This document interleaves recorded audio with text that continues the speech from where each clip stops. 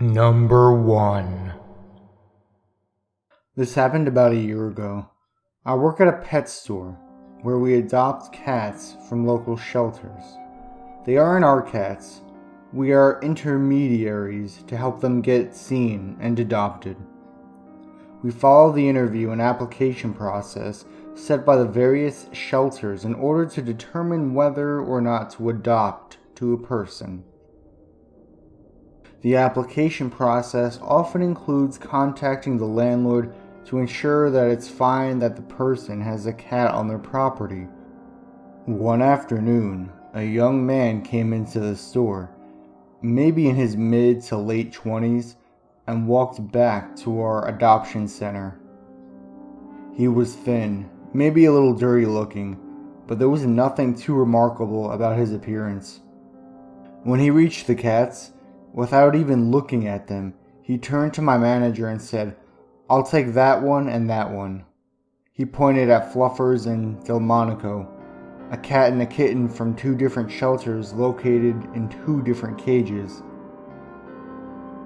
Fluffers clearly had a sign on her cage saying she was approved for adoption, so my manager said, well, Fluffers is spoken for, but we can have you visit with Delmonico."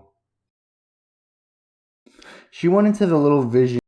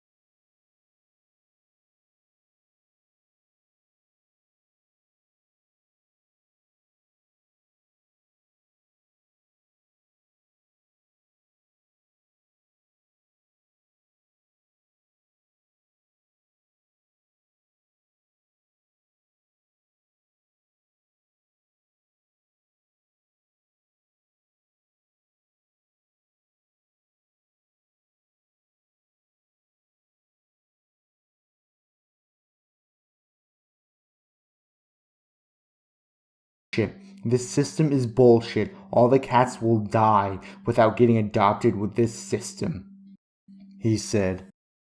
I had a pretty good rush of adrenaline going at this point, but my inherently polite retail persona still wouldn't let me ask him to leave. So instead, I told him that we typically find homes for about a dozen homeless cats each week using the applications. He stared at me and put his hands on the sides of his head. He rocked back and forth. And for a moment, he stared at me and put his hands on the sides of his head.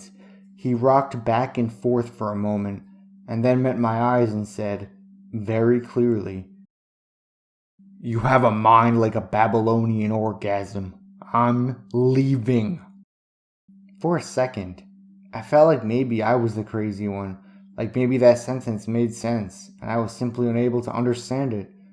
As I ran it through my head, trying to figure out what he meant, he got up, slammed the door to the visitation room, and stomped out of the store. Delmonico was unharmed, and as I put him back in his kennel, my manager approached me, her eyes wide. I showed the application on which the word fuck appeared numerous times, and I told her, I don't think we should adopt to him. I still couldn't figure out what the hell was wrong with that guy. Number 2.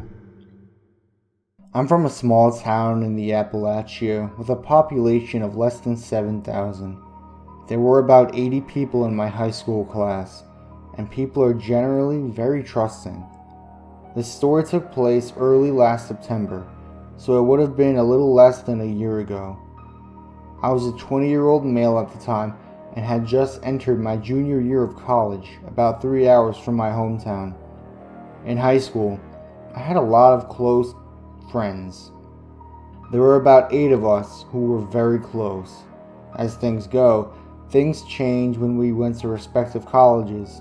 I fell out of touch with many of them, but I did retain contact with a few. The ones featured in this story are Mac and Devin. Last September, I got a call from my mother telling me the news. Devin's father had been killed in an accident on his way to work. It was a sudden, brutal collision involving a semi. Devin's family was not from the area. They had moved to my town during high school because her father had gotten a job there. Having no family and a dispersed set of friends, she didn't have many people to lean on during this time. Mac contacted me and wanted to know whether I planned on attending the funeral, which had been planned for Friday morning. I had an important class Friday afternoon, but I told him that I would come up that evening and we could occupy Devin.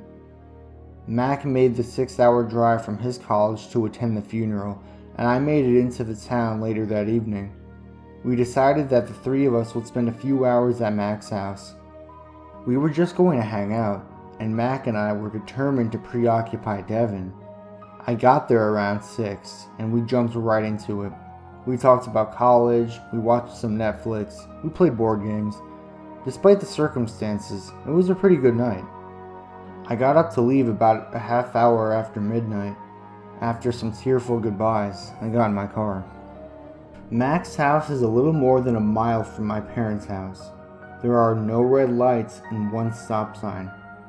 At the time of night, I could make the trip in less than 2 minutes. Being in a rural part of Appalachia, though, being in a rural part of Appalachia, though, the roads were far from straight. In fact, Mac's house was just off of a winding 2-lane road. There were several blind curves that stop you from seeing what's coming up ahead, and there were no guardrails or streetlights to speak of. So I started off on what I thought would be a brief, uneventful journey home. I pulled out of the driveway and I started on my way. I start into the first blind curve and I'm greeted by something entirely unexpected. I see a car. It's a white, older model sedan. It's half in my lane and half in the culvert. I have to quickly swerve to avoid hitting it, and I notice a figure waving his arms as I slam on the brakes. I end up stopped on the side of the road. There's no shoulder, so my car is sitting on the road and in the grass about 100 feet past his car. At this point, I should have kept going and called the police for help when I got home, but that's not what I did. I avoided that feeling in my gut, put my car in park, and opened my door. I stepped outside and immediately noticed the damage to the vehicle. The front end had serious damage.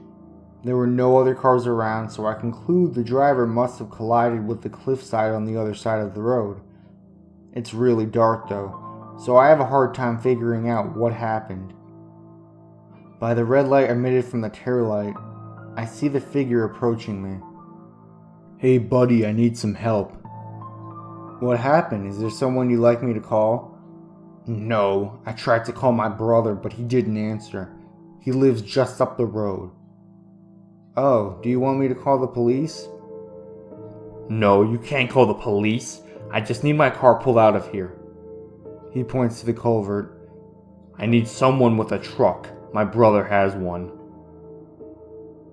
He's walking closer to me, and I'm beginning to make out some of his features.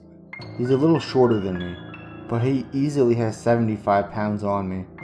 At this point, the little light left me unable to discern much else, except that he was wearing a baseball cap. "Well, I don't have a truck, so I guess I can't help you."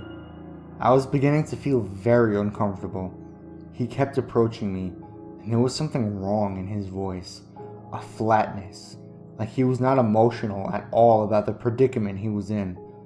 I started to walk backwards towards my car door. Drive me to my brother's house. He lives just up the road.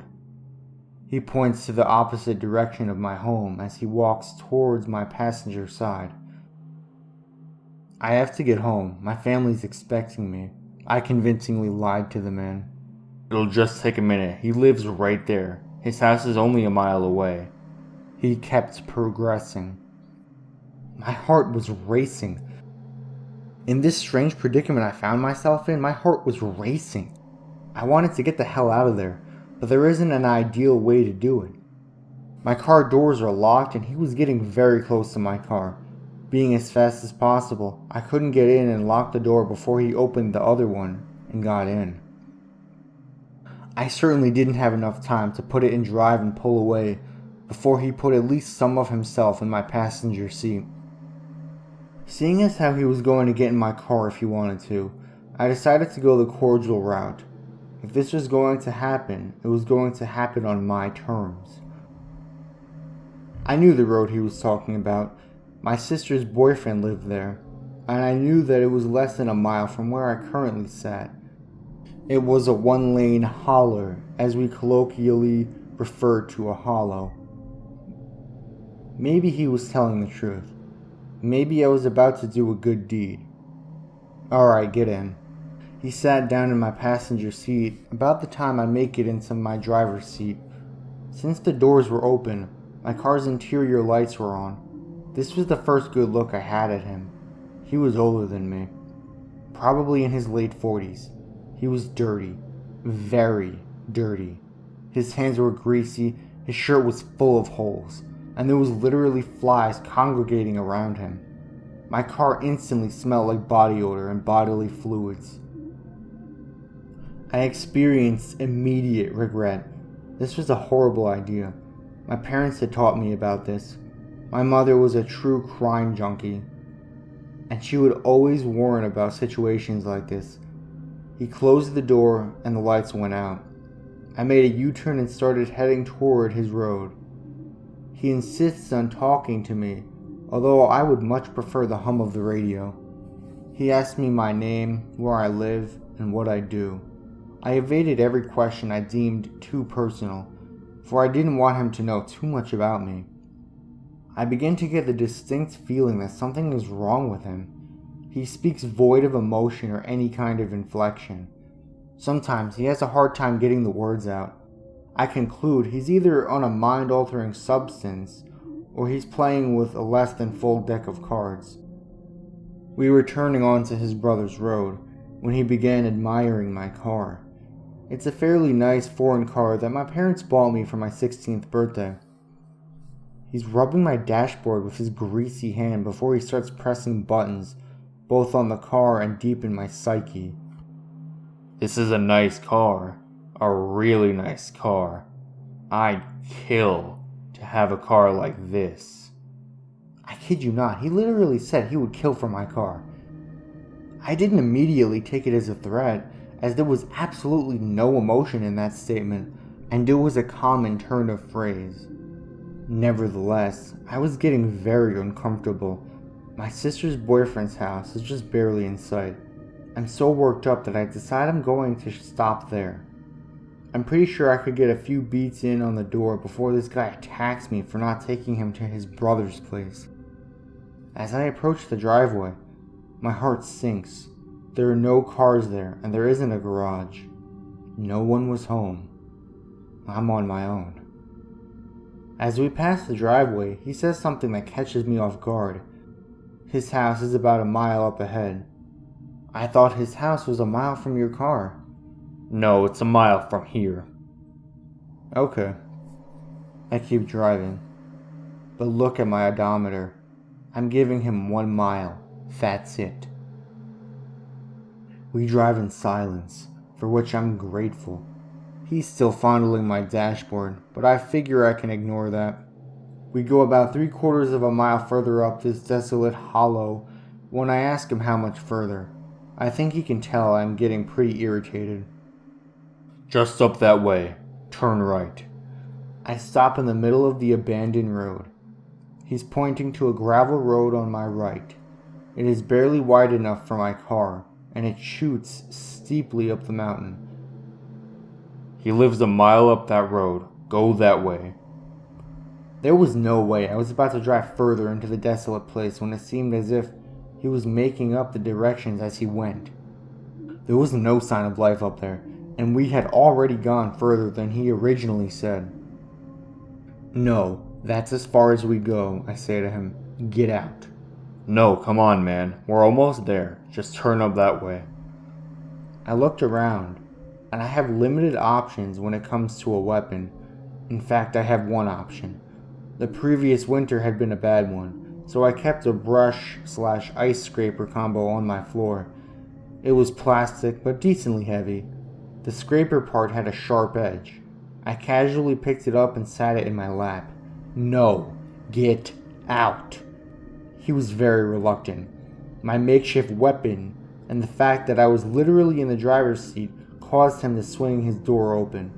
The lights instantly came on, and he turned to look me squarely in the face. He was grinning, and his teeth looked as if he hadn't seen a dentist since before I was born. This was the first time he said anything with any inflection at all. He said it as if he was trying to sound pitiful, but it came off as mocking. No, I said sternly, and he began to get out of the car. He was in the process of closing the door when he said one more thing. He leaned into the car door window and said, I really like your car. He slammed the door and I took off. It was a 1-lane road, so I couldn't immediately go the direction that I needed to. I went up a couple of 100 feet and turned around in someone's driveway. When I approach where I left him out, I see that he has made no progress up the gravel road toward his brother's house. In fact, it doesn't look like he's moved at all.